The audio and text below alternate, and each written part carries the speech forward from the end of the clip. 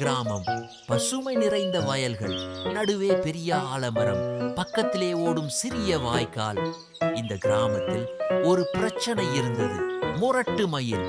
ஏ, நம்ம ஊரு மயில் வந்துருச்சு, ஓடுங்க. அப்பப்பா, காலையில் வெளியே வராம இருந்தா நம்ம உயிர் பிழைக்கும். மயில் நடந்து வரும்போதே கிராமத்தார் ஓட ஆரம்பிக்கிறார்கள். அதோ மயில் ஒரு பெரிய வீரம் கொண்டது. என் தோகை பாருங்க, வானவேடிக்கை போட முடியாது என்று அது பெருமையாக சொல்கிறது. முறையில்லாத கம்பீரம், தொல்லை ஒரு சோறு போட்டு வைத்தது.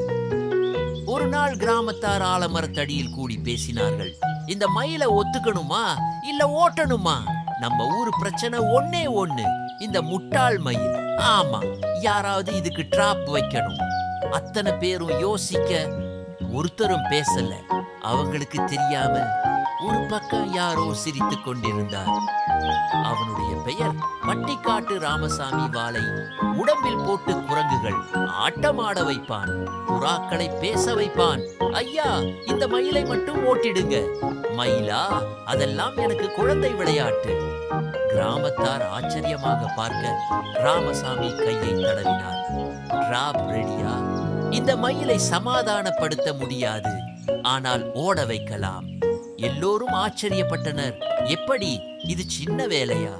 ராமசாமி நகரத்துக்கு போய்விட்டு ஒரு புதுமையான மயிலை கொண்டு வந்தார். புதிய மயில் மிக அழகாக இருந்தது. வண்ணமயமான தோகை, பெரிய பரப்பும் இறகுகள், அழகான நடனம். கிராமத்தார் அனைவரும் புதிய மயிலை பாராட்டினார்கள். அடடா, இப்போதான் நம்ம ஊருக்கு ஒரு அழகு மயில் வந்திருக்கு. முரட்டு மயில் வழக்கம் போல பெருமையாக நடந்து கொண்டிருந்தது. அது அந்த புதிய மயிலை பார்த்ததும் அதிர்ந்து நின்று விட்டது. என்ன இது? இதற்கே இவ்வளவு தோகை? புதிய மயில் தோகையை விரித்தது. அது நடனமாடத் தொடங்கியது. கிராமத்தார் ஆரவாரமாய் சிறப்பித்தனர். நம்ம ஊருக்கு இதுதான் அழகு மயில்.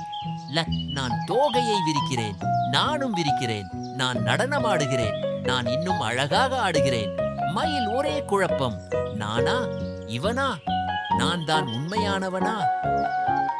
மயில் ஒரே மூச்சில் கிராமத்தையே விட்டு ஓடிவிட்டது. ஆஹா, இந்த கிராமத்துக்கு இனிமே வரவே வரமாட்டேன். வயல்கள் கடந்து காடுகளுக்குள் பறந்து ஓடி மறைந்தது. கிராமத்தார் கூட்டமாய் வந்தனர். ஐயா, நீங்க பெரிய புத்திசாலி. சில நேரம் புத்திசாலித்தனம் வேலையா இருந்தா அதுக்கு மூளைய கூட சேர்க்கணும்.